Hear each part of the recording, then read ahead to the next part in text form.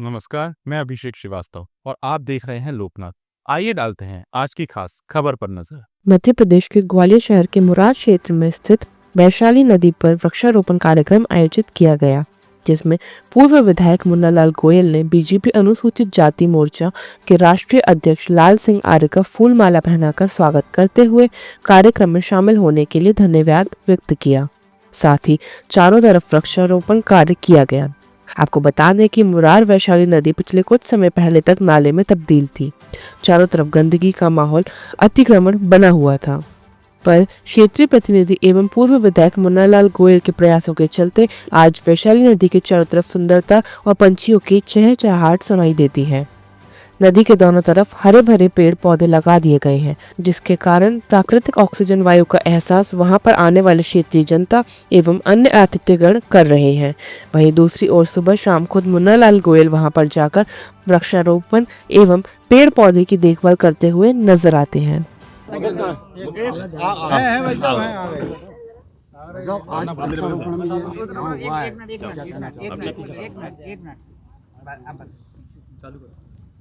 आप बताएं कि आपको कैसा लगा ये कार्य जो चल रहा है प्रकृति की संरक्षण का, जल संरक्षण का, मुन्नालाल गोयल जी और ये सब पूरी टीम कर रही है।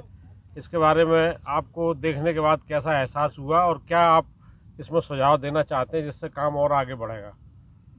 पिछले जुलाई से वैशाली नदी को अतिक्रमण मुक्त कराकर उसको प्रारंभिक स्वरूप में लाने के लिए नदी बचाओ जो पूरी समिति है, जिसमें माननीय हमारे एक्स एमएलए गोयल साहब है, आदरणीय पांडे जी हैं, शर्मा जी हैं, गुरैया जी हमारे मंडल अध्यक्ष हैं भारतीय जनता पार्टी के, एक जनहित में एक महत्वपूर्ण काम उन्होंने अपने हाथ में लिया है। नदी बचाने का काम के साथ साथ वो वृक्षारोपण को भी महत्व दे रहे हैं, वो योग को भी महत्व दे रहे हैं। इसका मतलब ये है कि ये रचनात्मक कार्यक्रम जो उन्होंने अपने हाथ में लिया है वो भी जन भागीदारी से लिया है। इसमें एक भी पैसा प्रशासन का नहीं है। ये कहीं ना कहीं एक आदर्श प्रस्तुत करता है, एक प्रेरणा का पुंज है। मुझे लगता है जब माननीय प्रधानमंत्री अंतर्राष्ट्रीय मंच पर कहते हैं कि पर्यावरण बचाओ, तो स्वाभाविक है आज क्लाइमेट जो चेंज हो रहा है वो शायद नदियाँ कहीं ना कहीं अतिक्रमण में जा रही है, नाले बंद हो रहे हैं, तालाब बंद हो रहे हैं, वृक्षारोपण कम हो रहा है। इसके कारण क्लाइमेट चेंज हो रहा है और इस पर एक अंतर्राष्ट्रीय बहस चल रही है। माननीय प्रधानमंत्री नरेंद्र मोदी इसकी अगुवाई कर रहे हैं।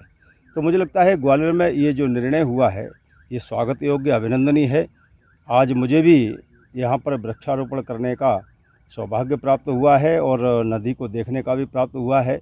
एक लगभग 100 मीटर दोनों तरफ नदी के किनारे जो अतिक्रमण था वो बातचीत से, कोई झगड़ा नहीं, कोई कोर्ट नहीं, कोई कचहरी नहीं, बातचीत के माध्यम से पूरी नदी को अतिक्रमण से मुक्त कराकर उसको पुनः उसी रूप में लाए हैं।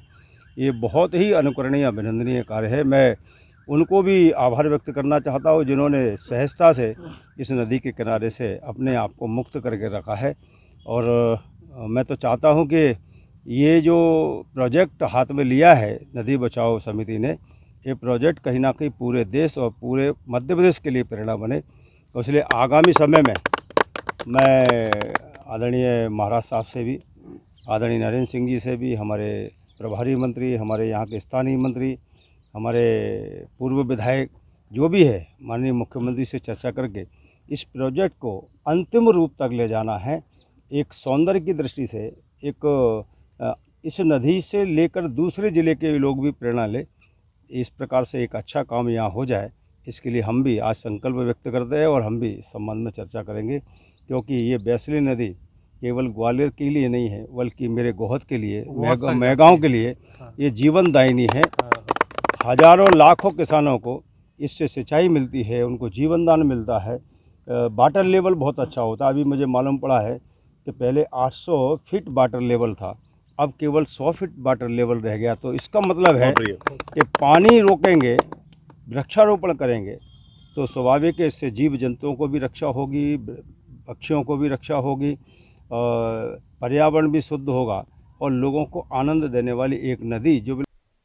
ऐसे ही वीडियोस को देखने के लिए आप लोकनाथ के YouTube चैनल को सब्सक्राइब करें साथ ही हमारे अन्य सोशल मीडिया प्लेटफॉर्म्स जैसे कि फेसबुक और इंस्टाग्राम को भी आप फॉलो कर सकते हैं।